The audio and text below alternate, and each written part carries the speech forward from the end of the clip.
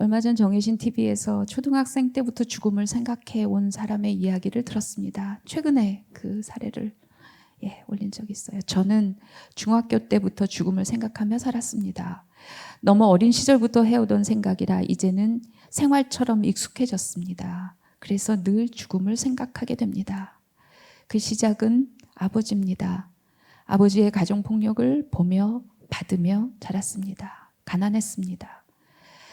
가족 내에서 저는 누구에게도 위로받지 못했고 상황이 나아질 것 같지 않아 죽음을 생각하기 시작했습니다. 여러 차례 시도했습니다. 그때마다 실패했습니다. 실패할 때마다 나 자신을 자책했습니다. 마지막에 8번째 시도였습니다. 수면제를 먹고 쓰러졌었는데 아버지가 발견했습니다.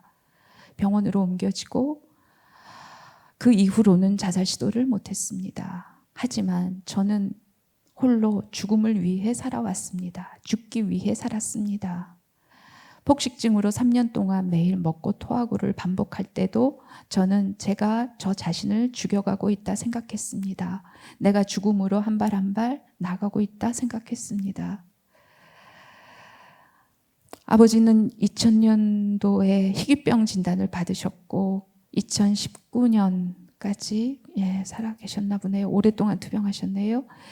2019년에 제가 책을 읽고 아버지의 입장을 이해하게 되면서 아버지가 가엾게 느껴지기도 했습니다. 그러던 차에 아버지는 악화되셨고 중환자실에 입원하셨다. 올해 1월 결국 돌아가셨습니다. 저는 아버지의 임종을 보지 못했습니다. 왜 그런지는 써주시질 않아서 모르겠네요.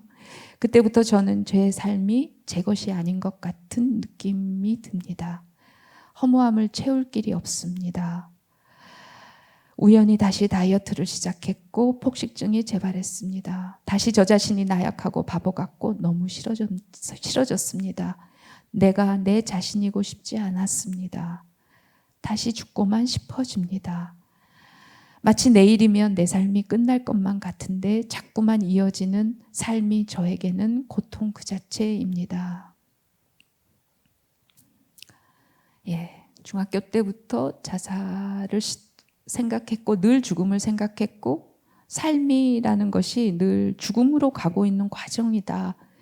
그러니까 우리가 그냥 일반론적으로 얘기하는 실존적으로 얘기하는 삶의 끝에는 죽음이고 이런 게 아니고요.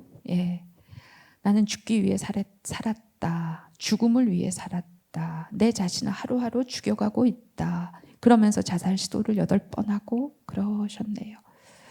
아버지도 돌아가셨고 허무하고 이런 표현 저는 제 삶이 제 것이 아닌 것 같은 느낌이 듭니다. 아버지 임종 이후에 그러시다는 거죠. 내가 내 자신이고 싶지 않습니다. 네,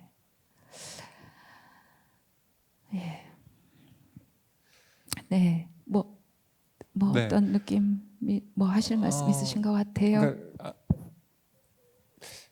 어떤 일이 있었을까가 좀 구체적으로 궁금하긴 해요. 어떤 예를 들면 그러니까 아버지 때문이라고 하셨지만 네. 구체적으로 아버지가 이제 어떤 것 때문에 가정폭력 폭력 근데 받고 받으며 자랐다 하니까 엄마나 다른 형제들을 폭력적 때리거나 구타하거나 맞아요. 뭘 다치게 하거나 그런 걸 보기도 하고 본인도 당하고 그런 것 같아요. 그러니까 어떻게 보면 그 아버지로 인해서 자기의 삶을 제대로 살 수 없게 된 분의 얘기인데 그 아버지가 지금은 이제 세상에 안 계신 거잖아요.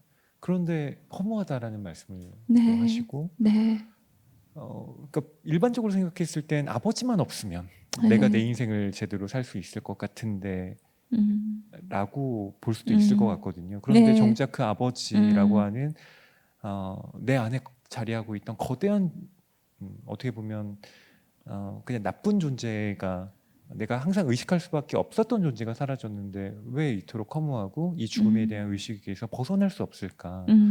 그게 저는 또 궁금하기도 하거든요. 그렇군요.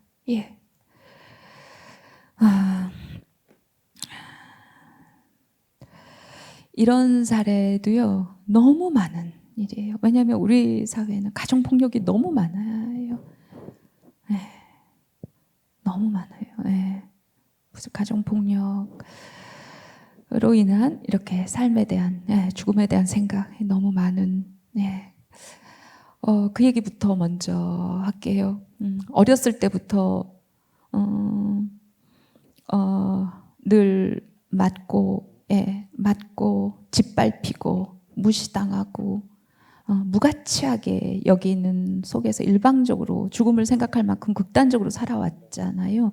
그러면 그 아빠가 정말 아빠만 사라졌으면 그러면 내 삶을 살아볼 수 있을 것 같은 마음이 드는 그런 마음도 한켠에 있고요. 사람 마음이 한 가지만 있는 게 아니어서 굉장히 여러 가지가 있을 텐데 지금 우리가 말하는 마음보다 또 다른 마음이 또 있을 거예요. 이분은 지금 앞에 있지 않으니까 우리가 하나하나 물어보고 더 알지 못하니까 더 우리가 말하는 것보다 더 많은 여러 결의 마음이 있을 건데 어쨌든 아버지만 없었으면 그런 생각을 얼마나 많이 했겠어요. 엄마를 때리는 순간 아빠가 먼저 사라지면 엄마도 살 수 있고 뭐 이런 생각 어렸을 때 얼마나 많이 했겠어요.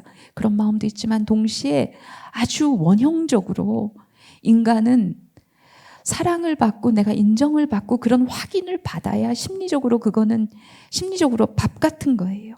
밥을 안 먹으면 살아갈 수 없듯이 목숨이 유지가 안 되듯이 심리적으로 밥 같은 게 뭐냐면 산소 같은 게 뭐냐면 내가 사랑받고 인정받는 존재라는 확인이에요. 근데 그것의 대부분의 공급처는 부모예요. 그래서 어떤 방식을 통해서든 나를 사랑하나, 나를 인정하나, 내가 인정 한 번만이라도 받으면 세상에 나가서 막 인정받고 그랬어도 여기서 받는 거에 비하면 이거는 그냥 반찬이에요. 여기서 밥을 안 먹으면 반찬만 먹어서는 허기가 안 가시잖아요. 끊임없이 밥에 대한 것이 있듯이 밥을 먹으면요. 제대로 밥을 든든하게 먹으면 반찬은 안 먹어도 사람이 안정감을 누릴 수 있는데 간장종지만 있어도 살 수 있는데 반찬만 먹어서는 허기가 안 가시죠. 그래서 그거는 인간의 원초적이고 본능적인 욕구죠. 근데 내가 사랑받고 인정받고 가치 있는 존재라는 확인을 하고 그래야 되는데 그 존재가 나를 맨날 짓밟고 구타하고 무자비하게 그래 왔다는 거죠. 그러니까 그 결핍은 계속 커지는 거죠. 아빠한테 어떤 순간에 사라졌으면 좋겠다는 마음도 있지만 어느 순간 자기도 자기가 너무 혐오스러울 만큼 저 인간한테 인정받고 싶은 욕구도 어느 순간 불쑥 나오는 것을 느낄 수 있어요. 느낄 수 있어요. 그거는 별개인 거죠. 내가 사이코고 내가 비굴해서 맞으면서도 내가 저런 인간한테 인정받으려고 한번 그런 거를 바라는 순간 자기 혐오가 너무 심해질 수 있는데 그거는 자기 혐오, 자기가 이상해서가 아니라 그거는 사람 마음이 그런 거예요. 별개예요. 그래서 마음이 그지 같아지는 거예요. 죽었으면 좋겠는데 저 인간한테 내가 그걸 받으려고 하는 마음이 욕구가 있다는 그 사실을 내가 견딜 수가 없고 그 안에 자기 분열이 너무 심해질 수밖에 없는 거죠. 근데 저는 지금 왜 저 사람만 없으면 좋았을 것 같은데 왜 그러고 나서 허무하다 그랬나. 근데 되게 그런 면에서 마음이 복잡했다고 느껴지는 게 뭐냐면 8번 자살 시도를 여러 차례 시도했는데 다 실패했다. 그때마다 나를 자책했다. 이랬어요. 근데 이분이 여러 차례 8번의 시도를 했는데 7번에 대해서는 세부 사항을 얘기를 안 했어요. 근데 8번째 시도에서 수면제를 먹고 쓰러졌는데 아버지가 발견해서 병원에서 위사책을 하고 그 후로는 자살 시도를 하지 못했습니다. 이렇게 얘기했어요. 8번째만 콕 집어서 얘기했어요. 아이러니하게 8번째 시도했는데 아버지가 나를 구해서 살았어요. 이거를 이분이 나는 딴 때도 살려준 사람이 있었을 거 아니에요? 예. 그런 거 언급 안 했어요. 이분한테는 아버지가 나를 그래도 살렸네. 이게 이분한테는 이렇게 남아있는 거 아닌가? 그런 느낌을 그냥 혼자 읽으면서는 받았어요. 되게 복잡하죠. 사람 마음을 복잡하게 만드는 아버지인 거예요. 어떨 때는 나한테 죽음을 가정폭력으로 인해서 어렸을 때부터 죽음밖에는 생각 못하도록 한 게 아버지인데 내가 결정적으로 살았던 것에 아버지가 개입이 돼 있어요. 이분이 그렇게 인지를 하고 계신 거죠. 그러니까 나는 아버지한테 그런 확인을 받고 싶었다는 마음이 너무나 당연히 있을 수 있는 마음이 이분한테도 있구나. 너무 당연한 거예요. 그래도 아버지가 날 살렸네? 병원까지 데려갔네? 나를 너무너무 미워할 때는 그냥 죽어라 하는, 그냥 나를 죽었으면, 없었으면 좋았을 사람이라고 그냥 생각했을 거 아니에요.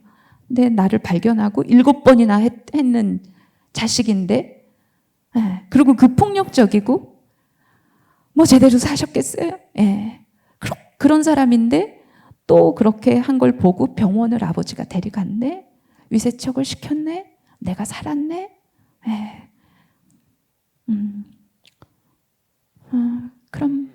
그런 마음. 이분께는 어떻게 또 그 심리적 CPR을 할 수가 있을까요? 그래, 그 얘기 해야죠. 네. 지금 중학생 때부터 죽음을 생각하면서 살아서 지금까지의 쭉 스토리를 죽음의 기록을 통해서 자기 삶을 이렇게 기술을 했죠. 죽음이 너무 일상적이고 늘 죽음만 생각했고 삶도 죽음을 나가는 과정이고 죽음을 위해 살았다니까 이분의 꿈이나 희망이 죽음이에요. 사실은. 그래서 8번이나 시도했고 시도하지 않았던 순간에도 먹고 토하고 하면서도 계속 내가 나를 죽이고 있구나. 그걸 확인하면서 살았고 삶이 죽음이고 죽는 것이 꿈이고 희망이고 말이 이상하지만 죽음을 위해 살았다. 죽기 위해 살았다. 이런 표현을 하신 거 보니까 그랬어요. 어쨌든 이분의 삶은 죽음을 바탕으로 쭉 이렇게 연결을 한 거죠. 근데 그래서 저는 이제 물어봐야죠. 옆에 있으면 일단 옆에 있으면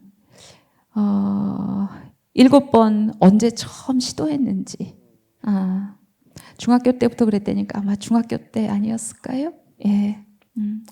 중학교 때일 것 같은데 제일 처음에 시도한 건 뭐 어떤 몇 살 때 뭘로 어떻게 어떤 계기로 시도했는지 어설펐겠죠. 어렸으니까. 그래서 살아났는데 어떻게 해서 살아났는지 어설퍼서 살아났는지 아니면 어떤 정황이었는지 그런 얘기들을 저는 첫 번째부터 7번째 아버지가 구해준 8번째까지 그냥 찬찬히 다시 천천히 물어볼 것 같아요. 구체적으로 약을 샀다 그러면 얼마 동안에 그 찬찬히 모았는지 약국을 몇 군데나 돌아다녔는지 돌아다니느라고 학교는 제대로 갔는지 그 학교 다니면서 예를 들어서 약을 사느라고 모으는 동안에 중간에 시험 기간이 있었을 수도 있고 그럴 때 시험을 볼지 말지 어떻게 했는지 자살 시도를 시험 전에 했는지 시험 끝나고 했는지 만약에 끝나고 했다면 뭐 이유가 있을 거 아니겠어요? 이것까지는 봐놓고 뭐 예를 들어서 그러면 어떤 마음 때문인지 그런 얘기를 물어보다 보면 지금은 자기 삶을 이렇게 죽음을 중심으로 이야기를 구성했는데 죽음이라는 것은 이 사람의 삶이었기 때문에 삶의 흔적들이 있을 거예요. 죽음이 삶이고 삶이 죽음이고 이분한테는 그랬는데 어쨌든 이러면서도 시도했다. 이거는 꼭 죽음만 있는 거 온통 죽음으로 덮인 어두운 것 같지만 그 과정을 보다 보면 그렇지 않은 구석들이 다 있을 거예요. 그것을 이렇게 세포 일깨우듯이 물으면서 같이 얘기를 해야죠. 그때 내가 그랬지. 뭐 제가 그냥 지금 얘기하다 보니까 상상을 한 건데 중학교 때 시험은 마치고 하자 했을 때는 어떤 마음이었는지 내가 이 시험은 꼭 뭐 예를 들어서 100점을 맞는 거를 뭘 한번 내가 확인은 하고 뭐 이래야 되겠다든지 뭐 이런 정도는 해야 뭐 학생으로서 뭐 어쨌든 뭐 기타 등등 그런 거를 하다 보면 삶의 흔적들이 나오고 삶의 기운들이 나오고 자기 자신의 어떤 그런 한 인간으로서의 어떤 생생함 같은 것들이 나오기 시작하죠. 그런 디테일들이 나오죠. 그런 것들을 같이 느끼는 과정이 CPR의 과정이겠죠. 반드시 있을 거예요. 누가 물어봐 주지도 않고 이렇게 퉁 쳐서 얘기를 하면 제 삶은 중학교 때부터 죽음만 생각했어요. 8번 했어요. 누가 그 얘기를 하면 막 확 기가 눌리잖아요. 이걸 어떻게 말을 해줘야 되지? 그런 거 아니죠. 첫 번째는 언제였는데, 두 번째는 언제였는데, 첫 번째, 두 번째, 세 번째, 네 번째는 쭉 연결됐는데 그동안 한 3년 동안 비었네? 그때는 왜 안 했는데? 그때는 어떤 마음이 있는데? 예, 그때는 뭐 하고 지냈는데? 그거 하면서는 어떤 느낌이었는데? 그러면서 여잔지 남잔지 모르지만 여자친구가 사귀었나? 남자친구를 사귀었나? 뭐 예를 들어서 예, 그런 것들을 찬찬히 구체적으로 늘어놓고 얘기를 하다 보면 내 삶에 조금 다른 것들을 느끼기 시작하는 거. 아, 내한테 이런 마음도 있었구나. 아, 나한테 이러려고 했던 그런 때도 있었구나. 내가 그 시험을 꼭 봐야 되는, 지금 생각해보면 어처구니였지만 나한테 그런 욕구가 있었구나. 나한테는 그게 굉장히 중요했구나.